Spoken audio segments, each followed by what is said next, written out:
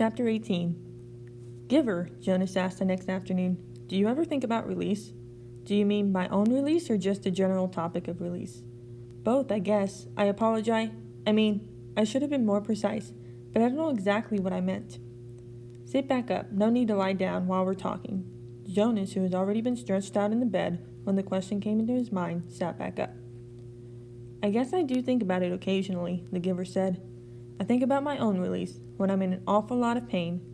I wish I could put in a request for it sometimes, but I'm not permitted to do that until the new receiver is trained. Me, Jonas said in a dejected voice. He was not looking forward to the end of training, when he would become the new receiver. It was clear to him what a terribly difficult and lonely life it was despite the honor. I can't request release either, Jonas pointed out. It was in my rules. The giver laughed harshly. I know that. They hammered out those rules after the failure 10 years ago. Jonas had heard again and again now reference to the previous failure, but he did not know what had happened 10 years before. Giver, he said, tell me what happened, please. The giver shrugged. On the surface it was quite simple. A receiver to be was selected the way you were. The selection went smoothly enough. The ceremony was held and the selection was made. The crowd cheered, as they did for you. The new receiver was puzzled, a little frightened as you were. My parents told me it was a female. The giver nodded. Jonas thought of his favorite female, Fiona, and shivered. He wouldn't want his gentle friend to suffer the way he had taken on those memories. What was she like? He asked the giver. The giver looked sad thinking about it. She was a remarkable young woman, very self-possessed and serene. Her intelligent, eager to learn. He shook his head and drew a deep breath. You know, Jonas, when she came to me in this room, when she presented herself to begin her training, Jonas interrupted him with a question. Can you tell me your name? My parents said that it wasn't supposed to be spoken again in the community, but couldn't you say it just to me? The giver hesitated painfully, as if saying her name aloud might be excruciating. Her name was Rosemary, he told Jonas finally. Rosemary? I like that name. The giver went on.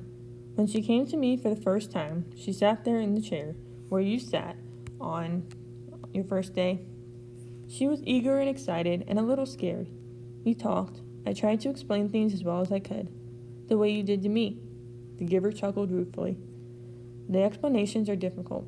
The whole thing is so beyond one's experience. But I tried, and she listened carefully. Her eyes were very luminous, I remember. He looked up suddenly. Jonas, I gave you a memory that I told you was my favorite. I still have a shred of it left. The room with the family and grandparents. Jonas nodded. Of course, he remembered. Yes, he said. It had the wonderful feeling with it. You told me it was love. You can understand, then, that's what I felt for Rosemary, the giver explained. I loved her. I feel it for you, too, he added. What happened to her? Jonas asked. Her training began. She received well, as you do. She was so enthusiastic, so delighted to experience new things. I remember her laughter. His voice faltered off and trailed off. What happened? Jonas asked again after a moment. Please tell me. The giver closed his eyes. It broke my heart, Jonas, to transfer pain to her. But it was my job. It was what I had to do, the way I had to do it to you. The room was silent. Jonas waited. Finally, the giver continued. 5 weeks. That was all. I gave her happy memories.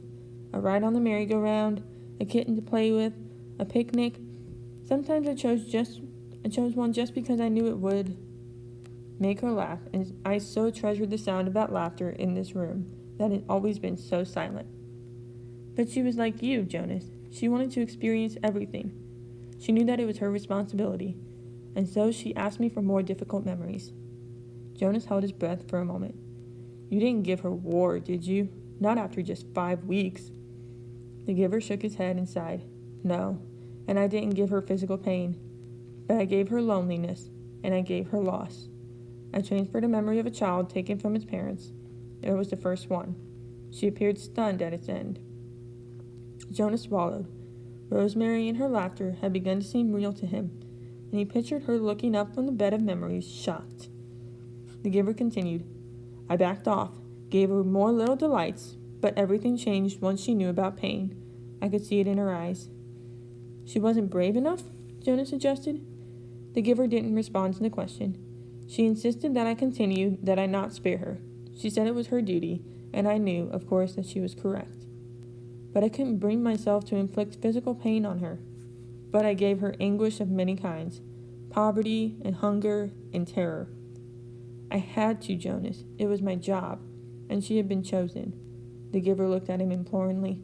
Jonas stroked his hand. Finally, one afternoon, we finished for the day. It had been a hard session. I tried to finish, as I do with you, by transferring some happy and cheerful. But the time of laughter were gone by then. She stood up very silently, frowning as if she were making a decision. Then she came over to me, put her arms around me, and she kissed my cheek. As Jonas watched, the giver stroked his own cheek, recalling the touch of Rosemary's lips 10 years before. She left here that day, left this room, and did not go back to her dwelling. I was notified by the speaker that she had gone directly to Chief Elder and asked to be released. But it's against the rules. The receiver in training can't reply for... It's in your rules, Jonas, but it wasn't in hers. She asked for a release, and they had to give it to her. I never saw her again. So that was the failure, Jonas thought. It was obvious that it saddened the giver very deeply. But it didn't seem such a terrible thing after all. And he, Jonas, would never have done it, never have requested release, no matter how difficult his training became. The giver needed a successor, and he had been chosen. A thought occurred to Jonas. Rosemary had been released very early in her training. What if something happened to him, Jonas? He had a whole year's worth of memories. Giver, he asked, I can't request release, I know that. But what if something happened? An accident? What if I fell into the river like the little 4 Caleb did? Well, that doesn't make any sense because I'm a good swimmer. But what if I couldn't swim and fell into the river and was lost? Then there wouldn't be a new receiver. But you would already have given away an awful lot of important memories.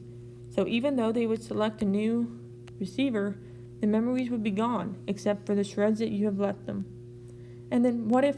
He started to laugh suddenly. I sound like my sister Lily, he said, amused at himself. The giver looked at him gravely. You just stay away from the river, my friend, he said.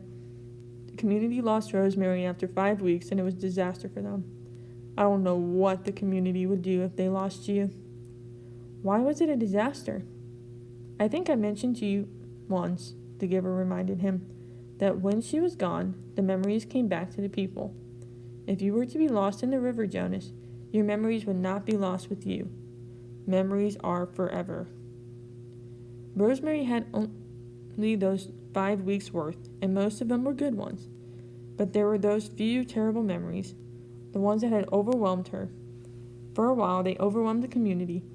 All those feelings, they'd never experienced that before. I was so devastated by my own grief at her loss and my own feeling of failure that I didn't even try to help them through it. I was angry too. The giver was quiet for a moment, obviously thinking. You know, he said finally, if they lost you with all the training you've had now, they'd have all those memories again themselves. Jonas made a face. They'd hate that. They certainly would. They wouldn't know how to deal with it at all. The only way I deal with it is by having you there to help me, Jonas pointed it out with a sigh. The giver nodded. I suppose, he said slowly, that I could... You could what? The giver was still deep in thought.